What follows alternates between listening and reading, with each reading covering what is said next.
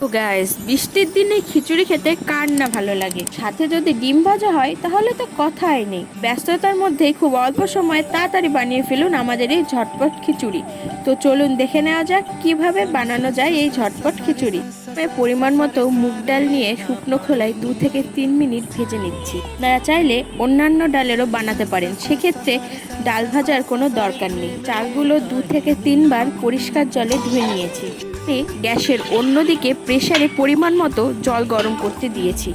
ডালগুলো ভাজা হয়ে গেলে ভালো করে ধুয়ে নিয়েছি।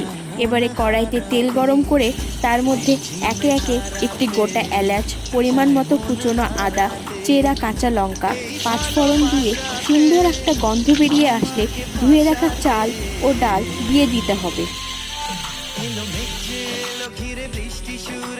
এবারে পরিমাণ মতো হলুদ, লবণ ও চিনি দিয়ে ভালো করে 2 থেকে 3 মিনিট নাড়াচাড়া করে নিতে হবে।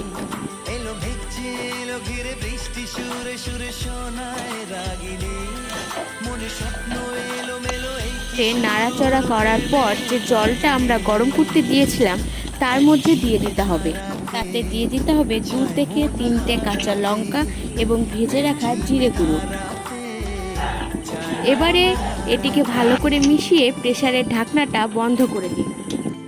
2 থেকে 3টে সিটি দিয়ে নামিয়ে প্রেসারের ঢাকনা খুলে উপর থেকে ঘি দিয়ে গরম গরম পরিবেশন করুন। রান্নাটা তোমাদের কেমন লাগলো কমেন্টে জানাতে ভুলবে না। এরকম সুন্দর সুন্দর ভিডিও পেতে চ্যানেলটিকে সাবস্ক্রাইব করে পাশের দেওয়া বেল আইকনটি প্রেস করুন এবং ভিডিওটি লাইক এবং শেয়ার করুন।